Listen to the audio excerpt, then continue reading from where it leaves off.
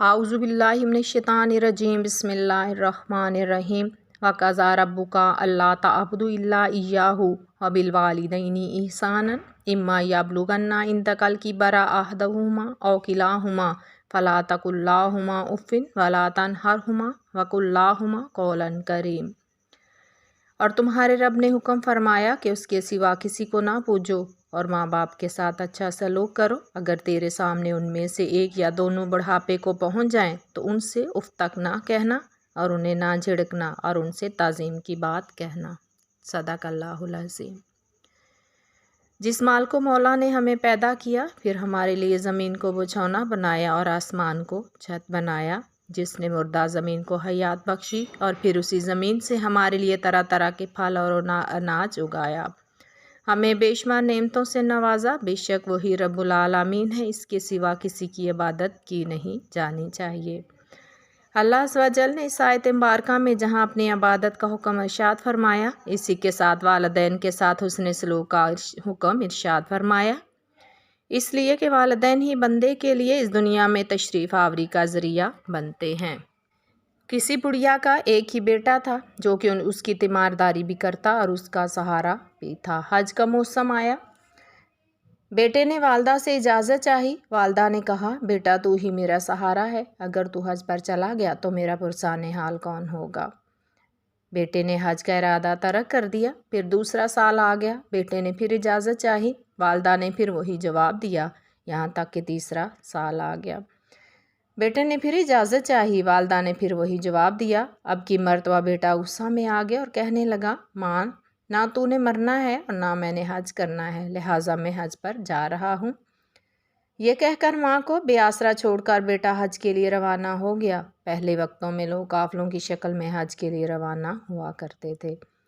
उसको पता चला कि फ़लाँ शहर में हज का काफ़िला तैयार हो रहा है, लिहाजा उस शहर की तरह रवाना हुआ। रास्ते में एक सायादार दरख्त था, सोचा थे थोड़ी देर यहाँ आराम कर लेता हूँ, फिर आगे चलूँगा। इस इरादे से वो लेट गया। उधर बादशाह के ख़जाने से चोरों ने माल चोरी कर लिया। इतला हुई, पहरेदारों ने पीछा शुरू किया। जब चोरों को यकीन हो गया कि हम पकड़े जाएंगे, माल भी जाएगा और जान को भी ख़तरा होगा, भागते हुए जब उस आदमी को सोए देखा, चोरों ने अपना माल उसके करीब रखा और खुद भाग गए। पहरेदारों ने समझा यही चोर है, पकड़कर अदालत में पेश कर दिया।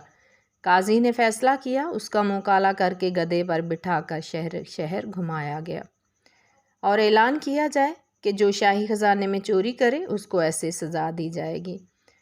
जब इसको गधे पर बिठाया गया और ऐलान करने लगे तो उसने इशारा किया और ऐलान करने वाले से कहा कि ऐलान ये करो कि जो माँ की इजाज़त के बगैर हज के लिए जाना जाता है उसको यही सज़ा मिलती है।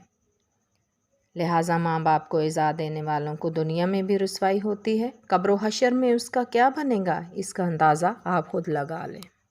हज़रत मूसा अलैहिस्सलाम रब ताला की बारगाह में अर्ज़ करते हैं, ऐ मालिक व मौला अज़्ज़ व जल, जन्नत में मेरा पड़ोसी कौन होगा। बताया गया कि फ़लाँ बाज़ार में एक कसाई, जब रसूल तुम्हें अपनी इस चीज़ पर बुलाएं कि फ़लाँ बाज़ार में एक कसाई है, दिल में तड़प पैदा हुई कि जानना चाहिए कि वो कौन सा अमल करता है जिसकी बदौलत उसको जन्नत में नबी अलैहिस्सलाम का पड़ोसी मिल रहा है।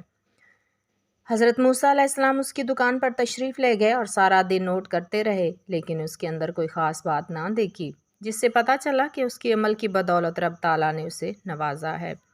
फिर ख्याल आया कि शायद रास्ते में कोई काम करता होगा। अब आप अलैहिस्सलातु वस्सलाम उसके पीछे चल दिए, लेकिन रास्ते में भी कोई ख़ास काम नज़र ना आया। फिर सोचा शायद घर पर कोई ख़ास इबादत करता होगा। आप उसके घर तशरीफ़ ले गए। हज़रत मूसा अलैहिस्सलाम ने देखा कि उसके वालिदैन बूढ़े हैं और माजूर भी हैं। उसने अपनी औलाद की परवाह नहीं की।